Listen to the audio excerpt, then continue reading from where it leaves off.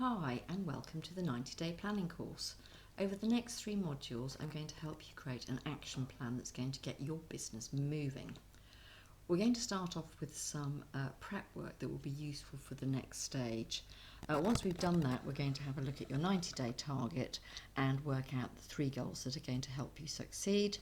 And then the final module goes into the nitty-gritty, so how to turn the goals into actionable pieces of work that you can get into your calendar and start working on.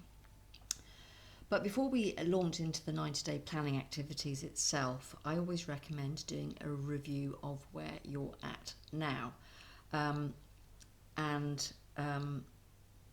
So it's sort of looking back at the last 12 months and looking at the good, the bad and the could do better.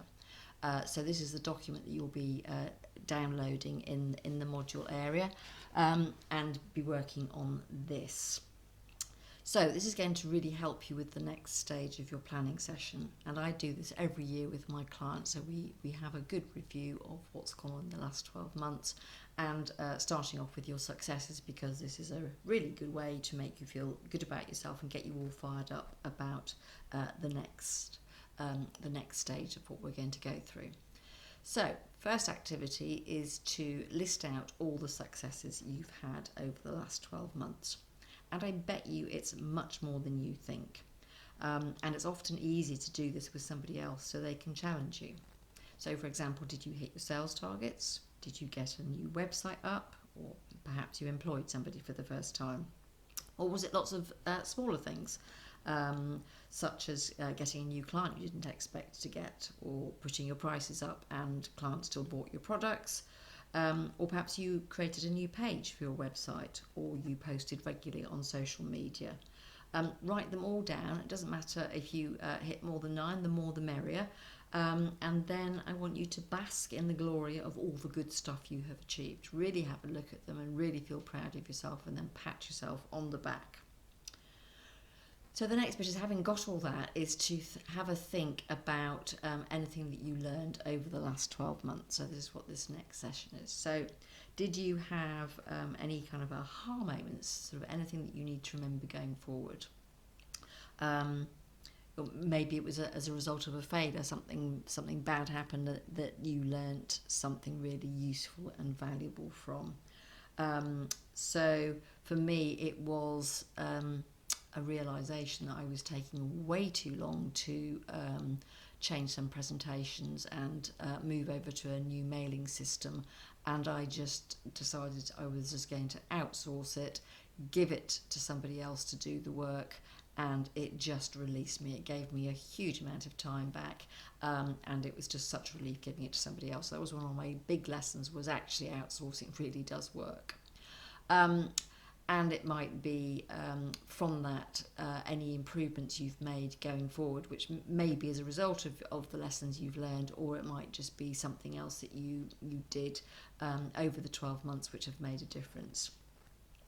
So for me, I changed my email provider, as I said above, and my online booking system for people to book to talk to me. Both of which saved me money and improved how I worked. So those were major results for me. So they don't have to be 3 improvements, it might only be 1, but if you can think about 3 things you did that made a difference to your business, pop those down. Right, so this takes us neatly to the next section, sort of this is the start, stop, continue sections. You might be familiar with it.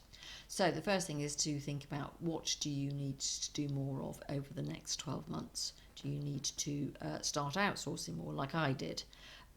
What do you need to stop doing? So there'll be some things you need to stop doing. So how's about not trying to do it all yourself?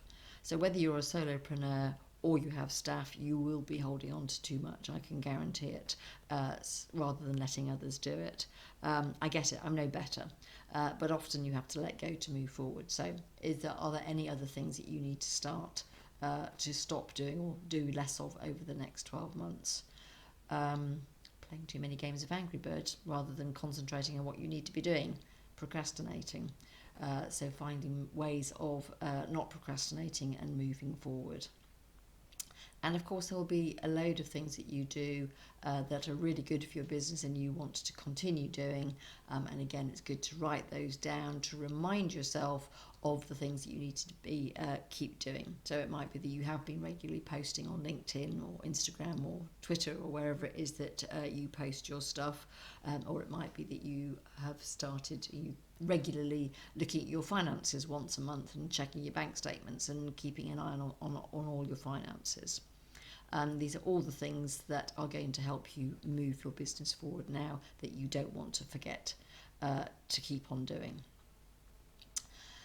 So having done that review, have a read through, remind yourself of the good stuff, remind yourself of what you need to start doing, stop doing and continue doing. And now let's have a look at the next 12 months. I'm not going to go through all this, it's all contained in the document that you print off. But what we want to do is start looking at the next 12 months. But the key thing is really with this next 12 months is to be as objective as possible when you are starting to document things. So really, at a high level, it would be helpful for you to write down what success looks like. So if you got to 12 months from today and you'd had a fantastic year, what does that look like? Some people do this as a diary, so you write, "Dear Diary, I've had a most fabulous 12 months and all these things have happened." So that's one way of trying to identify the areas of success that you've had.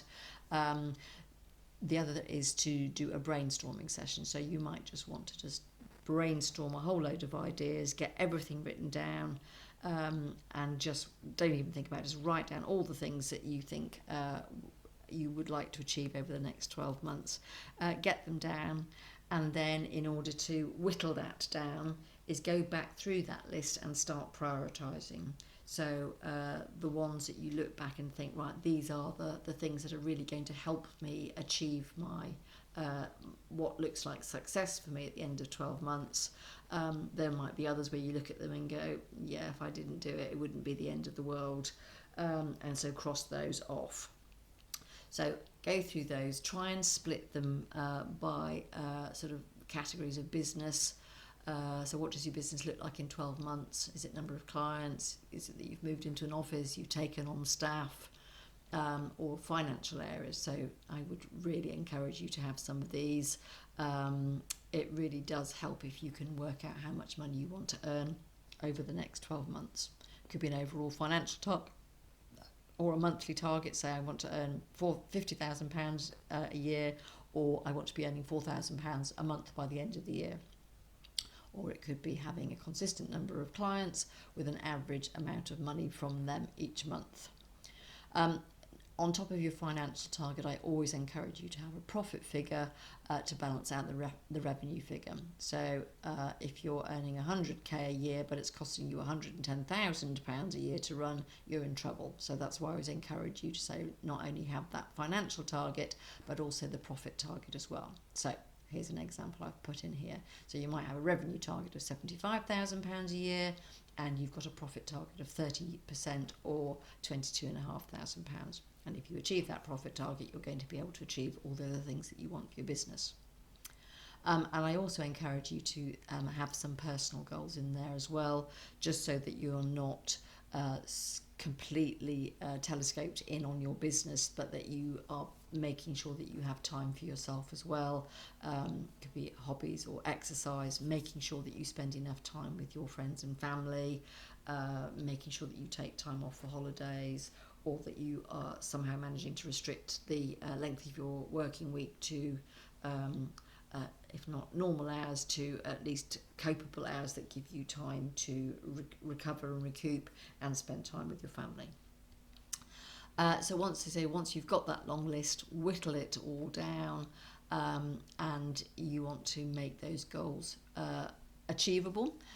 We like a slight stretch in there as well, so make them slightly difficult and hard to achieve, but not impossible, because if you have impossible goals, you're never going to achieve them, and it means you'll give up before you've even started. So with that long list, try and whittle it down to your top 10. the ones that are most important to you, and that you will be able to break down into smaller bite-sized actions. So list them all in here. So what's the categories? Business, financial, personal, and then making this really as specific as possible. So £60,000 sales revenue this year, and when do you want to achieve it by? So put an end date, which might not be in 12 months' time, by which you want to have achieved this. So having got that big list of 10, I'd like you to make sure that you do feel excited by them, so that if you have this list of 10, you look at those and you go, yes, if I hit all these 10 goals, that will mean that it's a fantastic year I've got ahead of me. So having got your top 10, now we're moving in towards working on your 90-day plan. So look at that your top 10, and then decide of those, what are the 3 that you would like to be carrying forward into your 90-day plan. And really, certainly no more than 3, because otherwise you will implode. You won't be able to achieve it. And so you'll start, and then you'll realise you're not going to achieve it, and quite possibly then give up on the entire venture. So say 3 as a maximum. If you're super busy and it's going to be difficult for you to achieve a goal on top of your day-to-day, 3 goals on top of your day-to-day work, to just pick one, and pick one that's going to make an impact. Good. So hopefully you'll end up with your 3 here, and then we'll be ready to crack on excuse me, with the 90-day action plan. If you do have time to create a vision board, which I talk about up here, then please do this, because actually having a big board with images and quotes and pictures of stuff that are going to reflect what your success looks like at the end of 12 months, that would be great.